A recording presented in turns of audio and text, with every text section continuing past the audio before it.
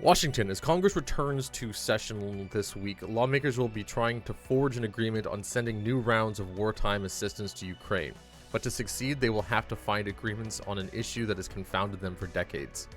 Republicans in both chambers of Congress have made it clear they will not support additional aid for Ukraine unless it's paired with border security measures to help manage the influx of migrants at the US-Mexico border. Their demand has injected one of the most contentious issues in American politics into foreign policy debate that was already difficult. Time is short for a deal. A small bipartisan group in the Senate is taking the lead and working to find a narrow compromise that can overcome a likely filibuster by winning 60 votes. But even if they can reach a modest agreement, there is no guarantee it would pass the House, where Republicans are insisting on wholesale changes to the U.S. border and immigration policies. Republican hopes that Democrats will feel political pressure to accept some of their border proposals after illegal crossings topped a daily average of more than 8,000 earlier this fall. President Joe Biden, who is running for re-election next year, has faced pressure even from fellow Democrats over migrant flow. No matter what, finding compromise will be exceedingly difficult. As they left for Thanksgiving break, Senate negotiators said they were still far apart. I'll look at some of the issues under discussion and why they proved so difficult to resolve. Asylum and humanitarian parole. Changing the asylum systems for migrants is top priority for Republicans. They want to make it more difficult for asylum seekers to prove in initial interviews that they have a credible fear of political, religious, or racial persecution in their home country before advancing forward towards asylum in the United States. Republicans in the House have passed legislation that would detain families at the border, requiring migrants to make the asylum claim at an official port of entry and either detain them or require them to remain outside the U.S. while their case is processed. U.S. and international law give migrants the right to seek safety from persecution, but the number of people applying for asylum in the U.S. has reached historical highs. Critics say many people take advantage of the system to live and work in the U.S. while they wait for their asylum claims to be processed in court.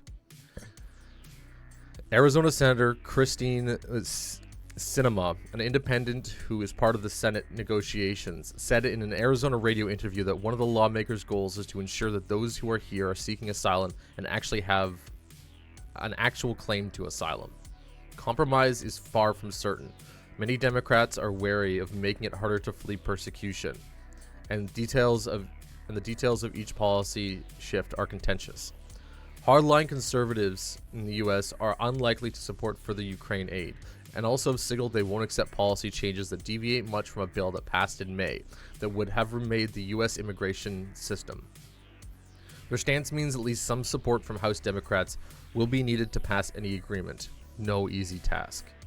Some progressives have already said they will oppose any Republican-led changes to immigration policy.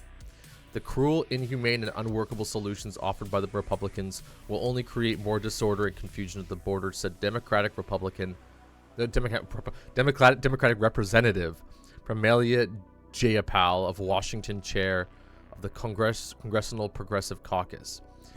Infrastructure and enforcement. Lawmakers may find it easier to reach consensus on other areas of border policy, particularly when it comes to border staffing and enforcement. Negotiators have looked at steps that could be taken to reinforce existing infrastructure at the border, including hiring and boosting pay for Border Patrol officers and improving technology. One proposal advanced by a bipartisan group of senators would call for hiring of more Border Patrol agents, raising their pay and ensuring they receive overtime. Biden has shown a willingness to accept tougher enforcement measures, recently resuming deportation of migrants to Venezuela and waiving federal laws to allow the construction of border wall that began under then President Donald Trump. The White House also wants to install new imaging technology at ports of entry that would allow authorities to quickly scan vehicles for illegal imports, including fentanyl. This is a big article. We'll keep going. Republicans say that's not enough. They want more robust improvements, including more expansive construction of a border wall. What Biden is asking for. Biden's emergency requests to Congress include aid for Ukraine, Israel, and other U.S. allies, among with $14 billion to bolster the immigration system and border security. Money would go towards hiring more Border Patrol agents, immigration judges, and asylum officers. It's a part of Biden's strategy to simultaneously turn away from Trump's hardline policies, but adapt to the realities of crossing the U.S.-Mexico border. Still, polls indicate widespread frustration with Biden's handling of immigration and the border, creating a political vulnerability as he seeks re-election. Homeland Security Secretary Alejandro Mayorkas told the Senate Appropriations Committee this month that the administration has been faced with a global phenomenon of displacing people migrating in numbers that have not been seen since World War II. It's unanimous that our broken immigration system is in dire need of reform, Mayorkas said. I think the rest of the world is in dire need of reform. It's the immigration system that's getting hit the hardest with it. Democrats have other immigration priorities, such as expanding legal immigration pathways or work authorizations for migrants already in the U.S. Democrats have also warned about the danger of delaying aid to Ukraine as it enters another winter of war against Russia. Illinois Senator Dick Durbin, the second-ranking Democrat in the Senate, said it's a mistake to create a situation where we have to do significant immigration reform in the next few weeks, or we won't send money to assist people in Ukraine or other causes important for our national security. Republicans have also been adamant that the need to address Ukraine and the border at the same time. Representative Mike Turner, a strong supporter of aid to Ukraine and chairman of the House Intelligence Committee, told NBC's Meet the Press on Sunday that he thought passing Biden's package would be very difficult to accomplish by year's end. What's likely not on the table. Lawmakers seem unlikely to address one of the nation's long-standing immigration issues, granting some form of permanent legal status to thousands of immigrants who are brought to the U.S. illegally as children. Republicans have made it clear that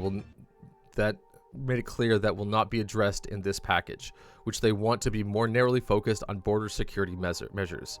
As Congress struggles to pass a comprehensive immigration overhaul, President Barack Obama launched the Deferred Action for Childhood Arrivals program in 2012 to shield those immigrants from deportation and allow them to work legally in the country. But this has been caught up in the courts ever since. And Trump, the front runner of the Republican president nomination in 2024, tried to end it when he was in the White House. Democratic Senator Chris Murphy of Connecticut, one of the Senate negotiators, would not say earlier last week whether his side had proposed DACA provisions as a part of the talks, but he said any deal has to respect both Republicans and Democrat priorities.